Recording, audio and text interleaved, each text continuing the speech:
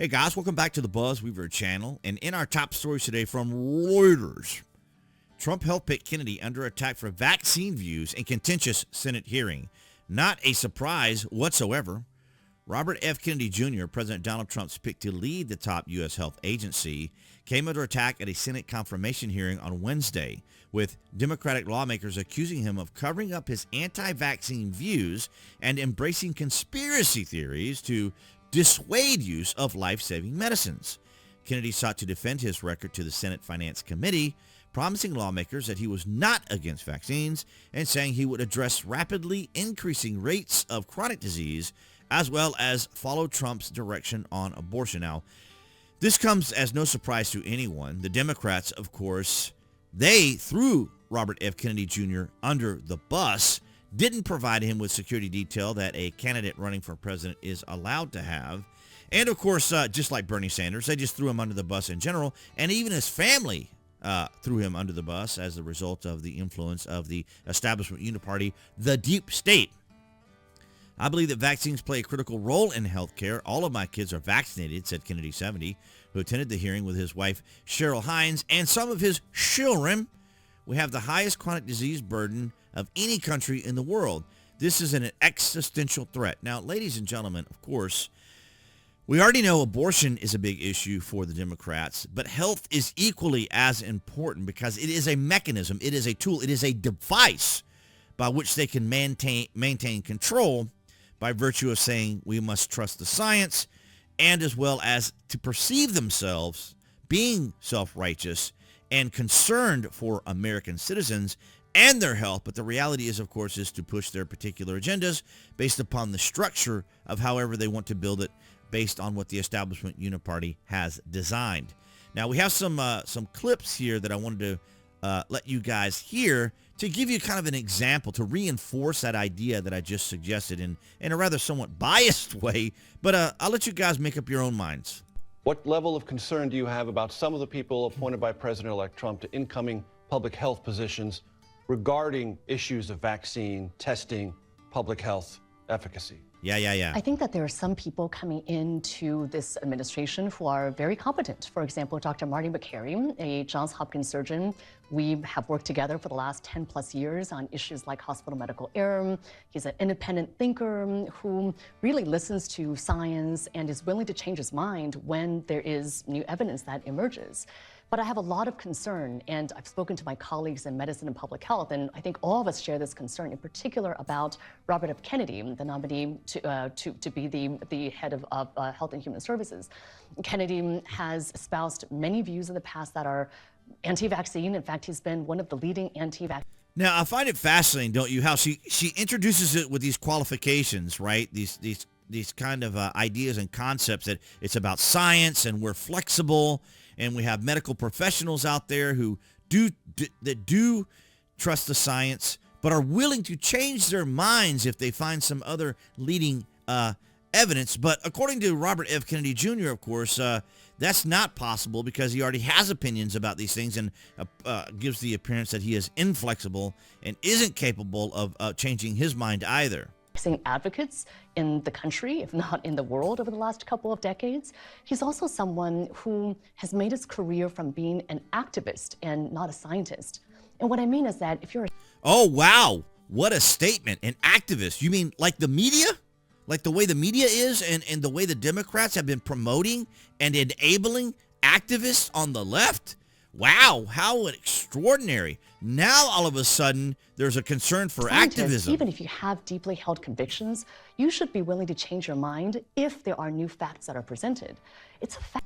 And that sums it up right there. You got to be willing to change your mind. In other words, you have to be able to comply with, accept, and agree with what the left says, or, of course, they will attack you. So that's really it in simple terms. And here we can see this is what happened during the confirmation. The receipts show that Mr. Kennedy has embraced conspiracy theories, quacks, charlatans, especially when it comes to the safety and efficacy of vaccines. He has made it his life's work to sow doubt and discourage parents from getting their kids life-saving vaccines. Oh, the extraordinary exaggeration and sensationalizing, ladies and gentlemen. And the pace by which he's delivering this, of course, is all very rehearsed and performative. Maybe I should slow my speech down a bit sometimes, too, when trying to get this out to you. But this is really a display of what the Democrats do. And that is, if you don't agree with them, then clearly you're insane. You're part of a conspiracy theory. You're out there agreeing with quacks and others. And this is what we saw for the last 4 years. And this is what we've talked about here on the BuzWeaver channel. When you disagree with the establishment, it isn't a matter of them suggesting, as the doctor there was saying, that we can change our minds. No, you either accept what they have to say, or they will attack you, they will destroy you, and they will cancel you. And that's what we've been dealing with for the last 4 years. It's been absolutely extraordinary. It has been lucrative for him and put him on the verge of immense power. This is the profile of someone who chases money and influence wherever they lead, even if that may mean the tragic deaths of children and other vulnerable people. Wow, what a sensational comment. I thought the Democrats weren't divisive. I thought the Democrats were fair and understanding and compassionate, and yet they use this rhetoric, this hyperbolic language. Why? Because they want those knee-jerk reactions. They want that emotional response from people, and of course they use it also to demonize individuals like we've seen with Donald Trump. And now they're going RFK Jr., who was a former Democrat. Well, he's still a Democrat, as it were. And, of course, where was all the concern when they were throwing RFK Jr. under the bus? Where was all this concern about his safety, right, when he was running as a candidate, that the Democrats wouldn't even allow him to have Secret Service? But apparently now they're demonizing him to the extent that it is absurd. And this is why I'm so grateful that many of our fellow Americans and many of you who are subscribers to the BuzWeaver channel voted for Donald Trump. Maybe some of you didn't. I don't know. You have your own reasons. Maybe you voted for a Libertarian. Maybe you voted for Green Party. It all depends on the fact that, it's up to you as an individual.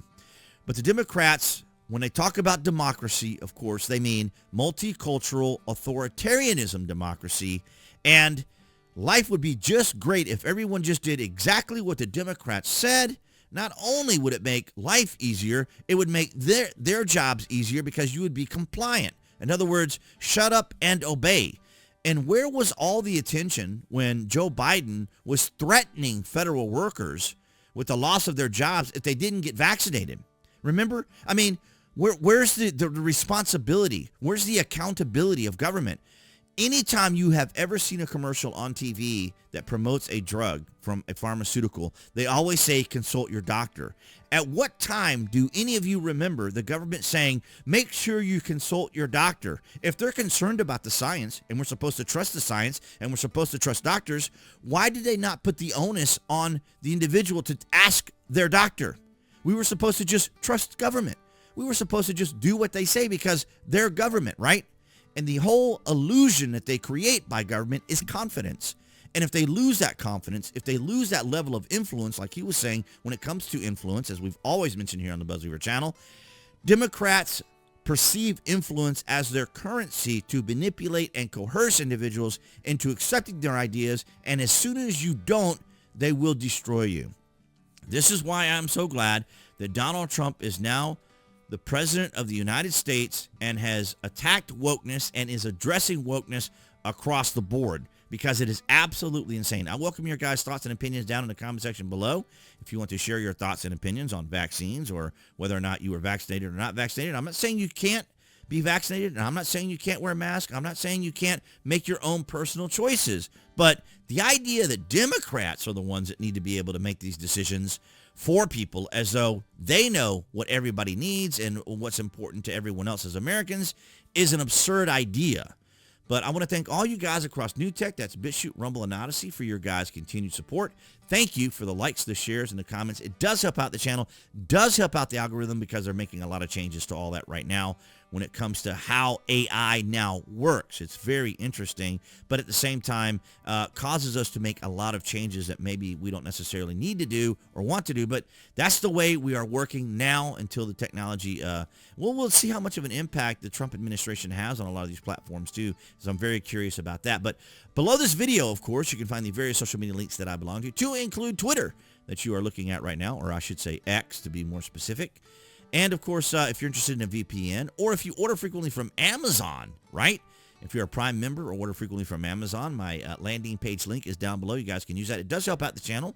A commission, your privacy is, of course, protected, and it's greatly appreciated. But, of course, your likes, your shares, and your comments do help out the channel. Thank you so much for your guys' continued support and appearing there on the screen for all of you watching on YouTube. That would be the channel icon. You guys can click on that to subscribe, as well as to select notifications. That way you know when there's content here on the channel, and I'll see all you guys in the next video.